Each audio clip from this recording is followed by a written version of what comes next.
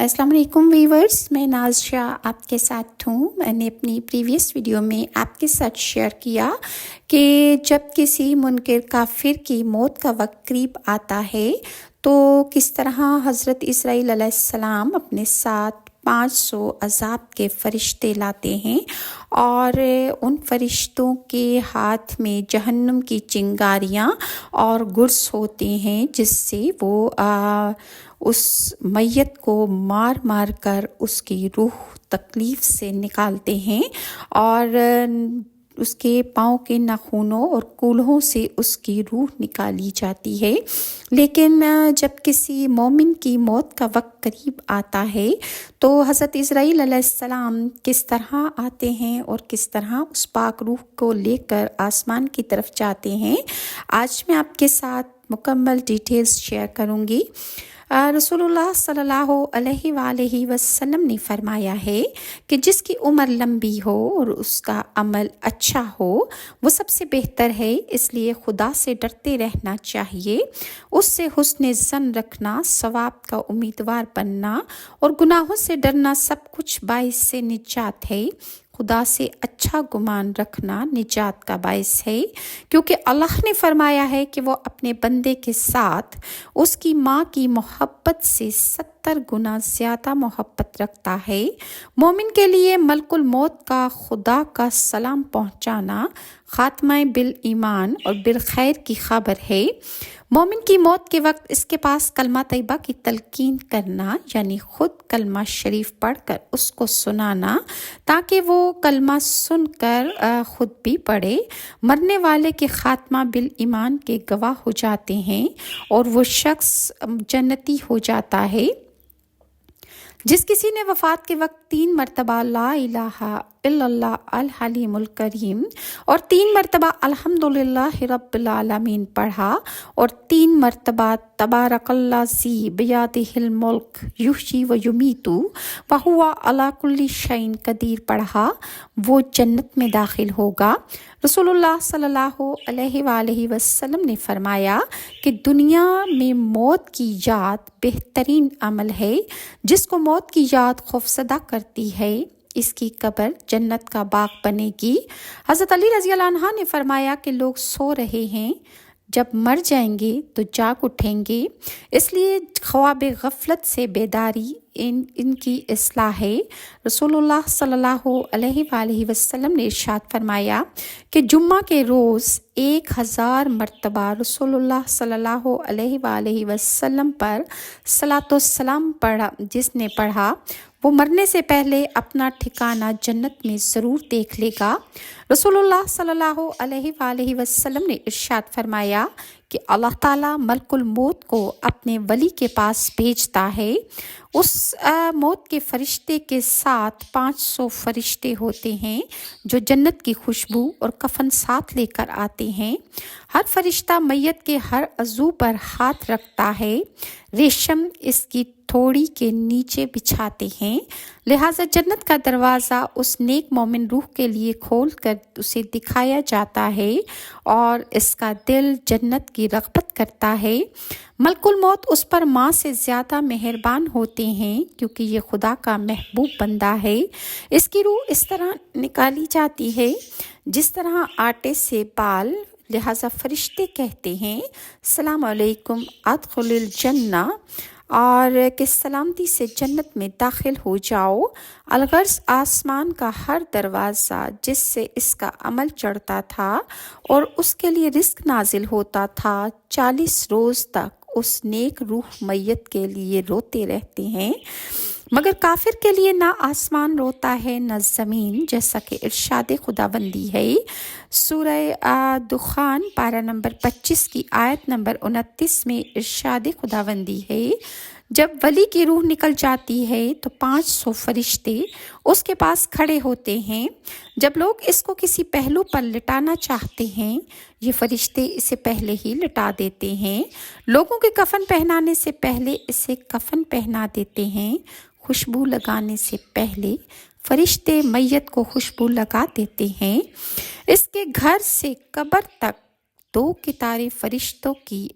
کھڑی ہو جاتی ہیں، لہٰذا وہ فرشتے قطار در قطار کھڑے ہو کر استغفار پڑھتے ہیں۔ یہ قدر و منزلت دیکھ کر شیطان بہت چیختا ہے، اس کو بہت تکلیف ہوتی ہے کہ یہ مومن روح اس سے کیسے بچ گئی۔ جب ملک الموت اس کی روح کو آسمان پر لے جاتے ہیں تو حضرت جبرائیل علیہ السلام 70,000 فرشتوں کے ساتھ اس نیک روح کا استقبال کرتے ہیں اور اس کو بشارت دیتے ہیں۔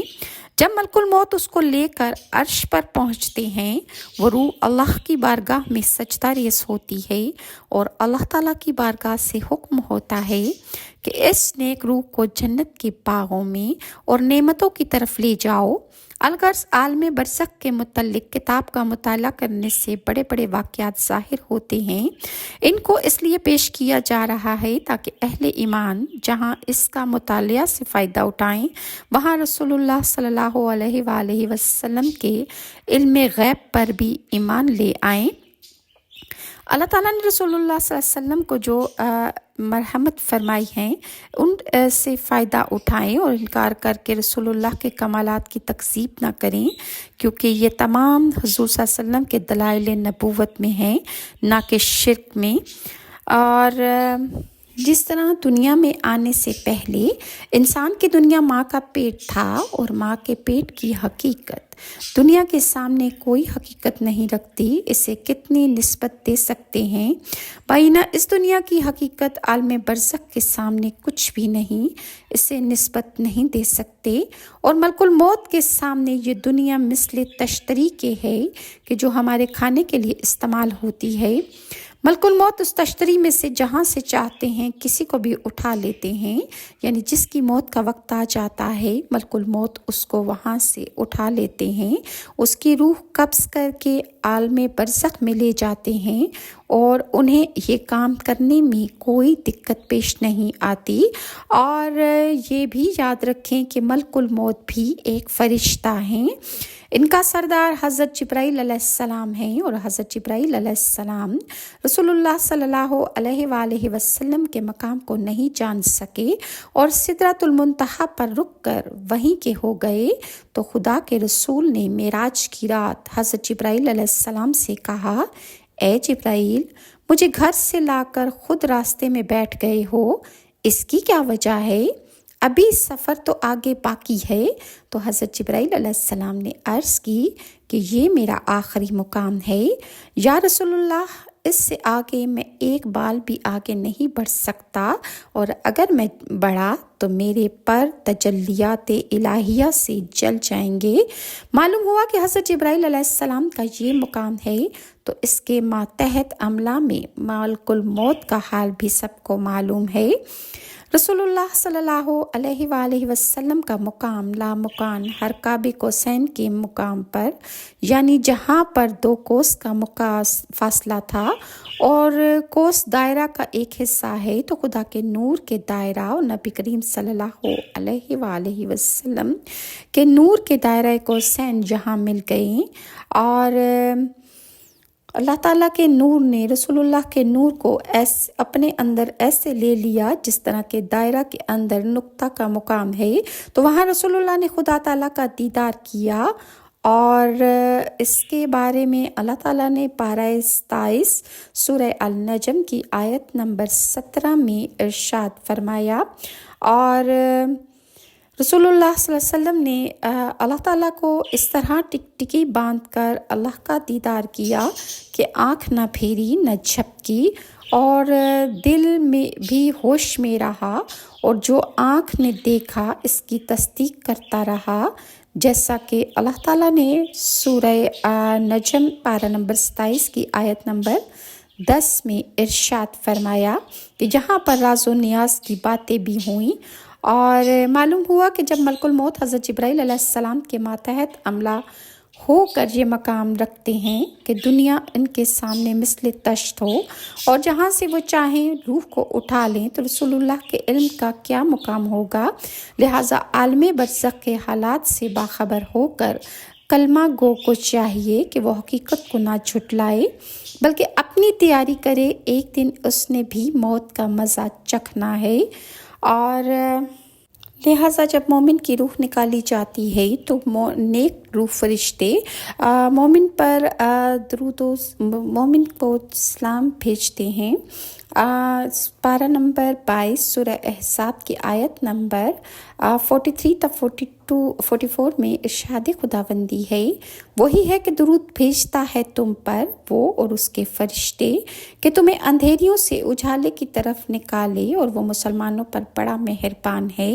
ان کے ملتے وقت کی دعا سلام ہے، اور ان کے لیے عزت کا ثواب تیار کر رکھا ہے۔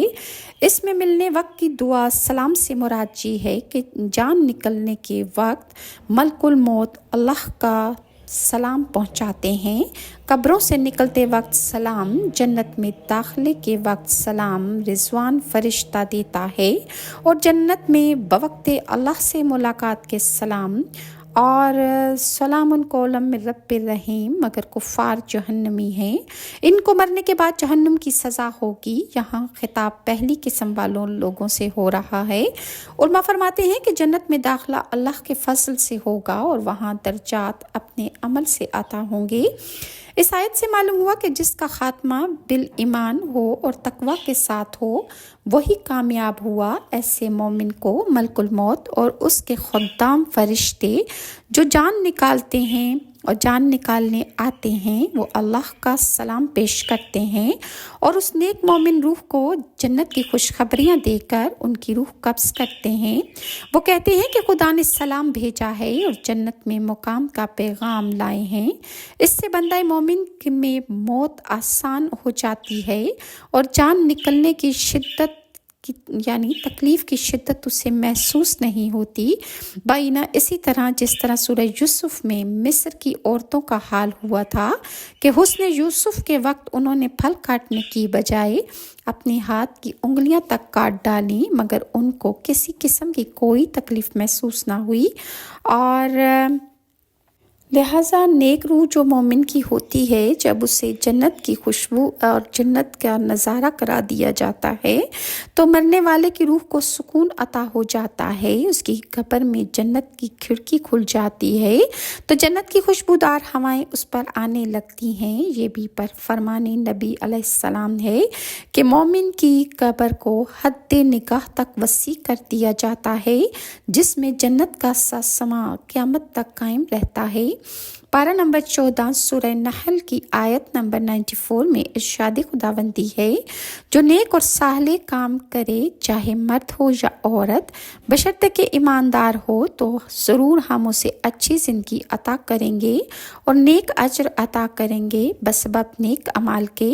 اس آیت میں ایماندار کے لیے نیکیوں کا اچھا اجر، اس کا بدلہ بیان ہوا ہے جو دنیا میں بھی ملتا ہے، گو پورا اجر نہ ملے مگر آخرت میں اس کو پورا اجر ملے گا۔ حیات طیبہ یعنی پاک زندگی خدا کی اعلیٰ نعمت ہے جو ایمان کے بغیر نصیب نہیں ہو سکتی، اور اللہ تعالیٰ سب کو یہ زندگی نصیب فرمائے۔ لہٰذا پارہ نمبر 22 سورہ احزاب کی آیت نمبر 43 تا 44 میں ارشاد خداوندی ہے، وہی ہے کہ درود بھیجتا ہے تم پر وہ اور اس کے فرشتے کہ تمہیں اندھیریوں سے اجالے کی طرف نکالے، اور وہ مسلمانوں پر بڑا مہربان ہے۔ ان کے لیے ملتے وقت کی دعا سلام ہے، اور ان کے لیے عزت کا ثواب تیار کر رکھا ہے۔ اور سورہ فجر میں پارہ نمبر 30 آیت نمبر 27 تا 30 میں ارشاد خداوندی ہے، اے اطمینان والی جان اپنے رب کی طرف واپس ہو، یوں کہ تو اس سے راضی اور وہ تجھ سے راضی، پھر میرے خاص بندوں میں داخل ہو اور میری جنت میں آ۔ انسان کے 3 درجے ہیں، نفس امارہ جو انسان کو برائی کی طرف رغبت دیتی ہے، نفس لوامہ جو گنہگار کو گناہ کے بعد ملامت کر کے توبہ کی طرف رغبت دلاتی ہے، نفس مطمئنہ جو اللہ والوں کو ذکر یار سے اور آخرت میں دیدار یار سے مشرف ہو کر سکون و اطمینان کا باعث ہوتی ہے۔ یہ آیت حضرت بکر صدیق، حضرت عثمان غنی اور حضرت حبیب بن عدی کے حق میں نازل ہوئی، مگر حق یہ ہے کہ یہ عام ہے، مومنوں کے لیے ان کا مقام بتاتی ہے۔ ان میں نفس مطمئنہ کا خطاب سکون و اطمینان والی جان کے لیے ہے جو بغیر دیدار یار صبر نہ کر سکے اور اللہ کے ذکر میں مشغول ہو کر دنیا کے غم سے آزاد ہو، रसूलुल्लाह सल्लल्लाहु अलैहि वसल्लम के फरमान के मुताबिक मैयत को दफन करने के बाद वो मोमिन जो दफन करते हैं, इनमें से जो भी कब्र के सरहाने खड़े होकर कलमा तैयबा की तलकीन करे और मन रब्बुका के जवाब में रब्बी अल्लाह कहे और मादीनुका के जवाब में दीनी इस्लाम कहे और मा कुन्तु तक़ूलु फ़ी हाज़ा रजुल के जवाब में हाज़ा मोहम्मद रसूलुल्लाह कहे और यूँ मरने वाले मोमिन को तलकीन करे तो मरने वाले मोमिन को मुनकर नकीर के सवालात की सख्तियों से बचा लेंगे। रसूलुल्लाह सल्लल्लाहु अलैहि वसल्लम ने फरमाया है कि जिसकी उम्र लंबी हो और उसका अमल अच्छा हो वो सबसे बेहतर है, इसलिए अल्लाह से डरते रहना, उससे हुस्न ज़न रखना, सवाब का उम्मीदवार बनना और गुनाहों से डरना सब कुछ बाइस से निजात है। मोमिन की मौत के वक्त इसके पास कलमा तैयबा की तलकीन करना यानी खुद कलमा शरीफ पढ़कर उसको सुनाना ताकि वो कलमा सुनकर खुद भी पढ़े। मरने वाले के खात्मा बिल ईमान के गवाह हो जाते हैं और वो जन्नती हो जाता है। जिस किसी ने वफ़ात के वक्त 3 मरतबा ला इलाहा इल्लल्लाह अल हलीमुल करीम और 3 मरतबा अल्हम्दुलिल्लाहि रब्बिल आलमीन पढ़ा और 3 मरतबा तबारकल्लाज़ी बियदिहिल मुल्क युहयी व युमीतु व हुवा अला कुल्लि शैइन कदीर पढ़ा, वो शख्स जन्नत में दाखिल हो जाएगा। रसूलुल्लाह ने फरमाया कि दुनिया में मौत की याद बेहतरीन अमल है। जिसको मौत की याद खौफज़दा करती है, इसकी कब्र जन्नत का बाग बनेगी। और इसी तरह जब किसी मरने वाले की कब्र पर हरी शाख या टहनी लगा दी जाती है तो वो जब तक हरी रहती है उस वक्त उसको उस कब्र पर अज़ाब नहीं होता और अल्लाह ताला की रहमतें उस पर नाजिल होती रहती हैं। अल्लाह ताला आपका और मेरा खात्मा ईमान पर करे और अल्लाह ताला हमें तालीमात मोहम्मदिया पर अमल पैरा होकर ज़िंदगी गुजारने की तौफीक अता फ़रमाए। अल्लाह ताला हमसे वो अच्छे अमल करवा ले कि जिससे हमारी आखिरत में बख्शिश और निजात हो जाए और अल्लाह ताला उम्मत मुसलमान में कुल के दिलों की जायज़ और मीठी मुरादें पूरी फ़रमाए। मुझे अपनी दुआओं में ज़रूर याद रखिएगा और अगर आपको मेरी वीडियोस अच्छी लगती हैं तो काइंडली लाइक और सब्सक्राइब ज़रूर कीजिए। नेक्स्ट वीडियो तक के लिए नाज़ शाह को इजाज़त दीजिए। अल्लाह हाफ़िज़।